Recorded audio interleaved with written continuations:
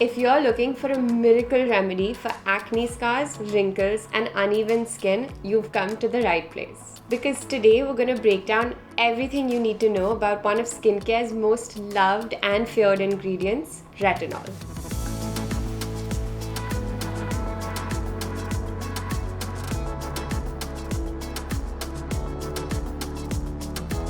Retinol very basically is a form of vitamin A, which is one of our body's most important nutrients for cell regeneration.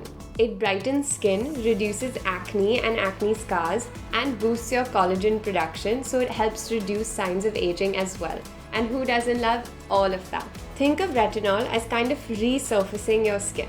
It tells your skin how to repair itself to create new healthy layers, so that when the older layers peel away, you're left with smoother skin and less fine lines. There are a ton of names and forms for retinol out there, and it can get a little bit technical, but it's always important to know what to look for. Retinoids are the umbrella term for all the forms. So under it comes retinol, which is something you've probably heard of and is easily available in skincare products like serums, creams, and toners. These usually have a pretty low concentration but work great for smoothing your skin and boosting collagen. Retinoic acid is sometimes an ingredient found in medicated creams and would be prescribed by your dermat and are much stronger.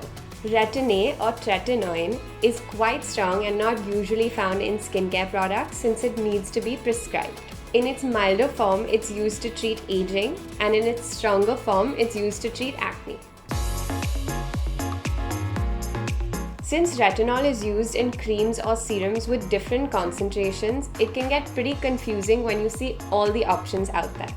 So one of the questions we get asked most often is what percentage to start with. A small concentration of retinol will take a little longer to make your skin baby smooth, but will eventually end up with the same results as a higher concentration. But on the other hand, a large amount of retinol when you're starting out is going to leave you with itchy, irritated skin with some redness and maybe flakiness too, so it's always a good idea to start small.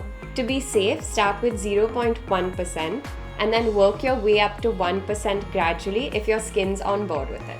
A lot of retinol use is just experimenting and finding what works best for you, since everyone's skin reacts differently. Now that you've figured out the concentration, it's important to know when to use it and how often to use it. Since retinoids have a pretty strong effect on your skin, using too much too soon will leave you with itchy, peeling, irritated skin. But using it once in a while will only make you slightly sensitive, which is normal. Start by adding your retinoid product to your nighttime skincare routine by using a pearl-sized amount all over your face just before using your moisturizer. Do it twice or thrice a week to give your skin a chance to adjust, and then use it more and more until you're using it every night. Most people don't know this, but the first tiny signs of aging start to appear in your mid-20s. So even if you don't see them yet, this is the best age to start experimenting with retinol-based products. As impatient as we all are, the results take a couple of months to show, so all the more reason to start taking the first steps early. Retinol makes your skin super sensitive to the sun, so never ever forget your sunscreen.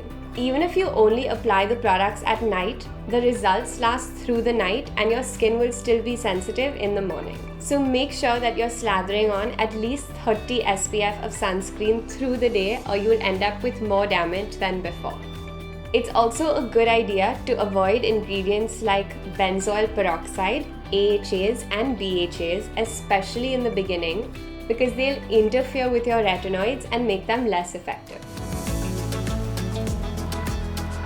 While mild irritation, a little bit of dryness and sensitivity to the sun is normal, extreme peeling, flakiness or burning is a really bad sign, and you should stop using the product immediately. Unfortunately, because of all these side effects, retinol isn't everyone's best friend.